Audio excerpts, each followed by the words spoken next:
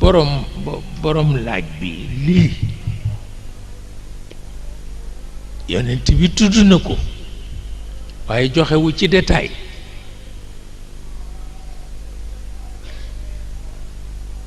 tudd na ko wante joxewu ci détail te aayul am na baat yoo xam ne aayul ñu traité ko parce que ca la ñu toll ak coow li bu fekkee dañ ko delloo ci aada ñu xam ne ci aada lañ ko delloo bu fekkee dañ ko delloo ci wax bu yonent bi wax ñu delloo ko ci te moo di jongal góor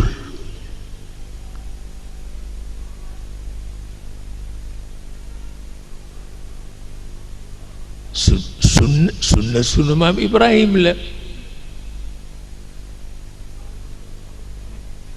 ah sunna sunu maam Ibrahima la waaye at yi yépp ñu ngi soow ni bu ci jigéen ñi bokk ak itam ndax yonent bi wax na ci walla waxu ci yonent bi wax na ci wante wax bi mu ci wax waxul ni dagan na waxul ni xaram na moom daal na mu waxe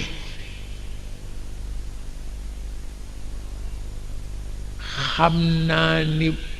mën nañ ko ko interpréter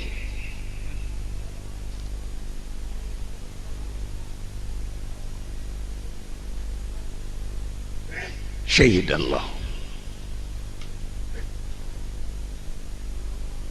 wante it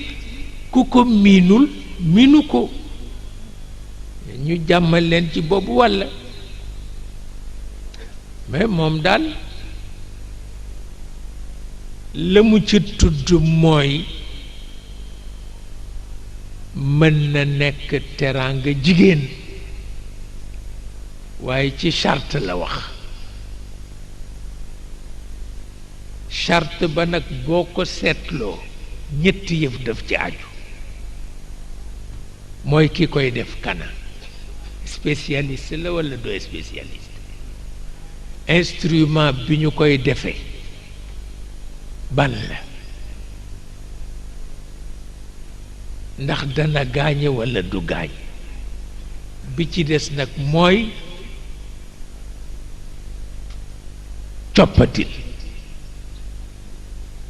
coppatil lañ la wax wante yooyu bala nga koo dajale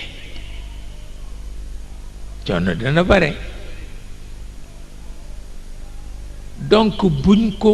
ko xase aada ju mu tëralul dafa am ñoo xam ne dañu yabu ci moom lu mu doon rekk ñu ni jullit yi la te fekk du noonu moom lim ci wax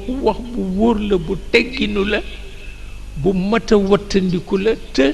bari na lu ñu ko weddil ba jamono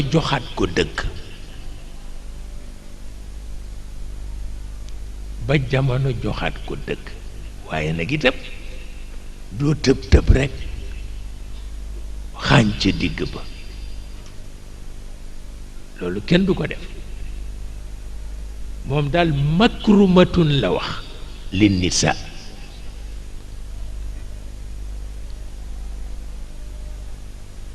loolu rekk la ci wax soo bëggee nga def soo bëggul kay nga bàyyi ndegem góor ñi ay paaxe ngi ci xamuloon li ñuy tuddee paaxe du jeex ci góor ñi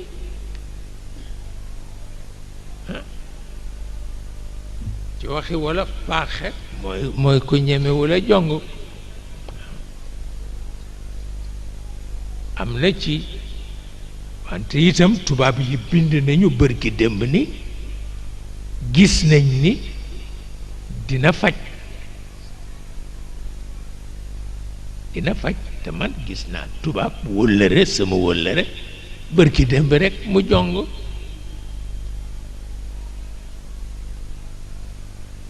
kon nag yonent bi bare na lu ñu koy critiquer l'islam mel nii l'islam mel na te fekk demeewul noonu yiñ ko critiqué yépp lu mu ci wax rekk lu leer la du ci engagé kooku noonu rekk la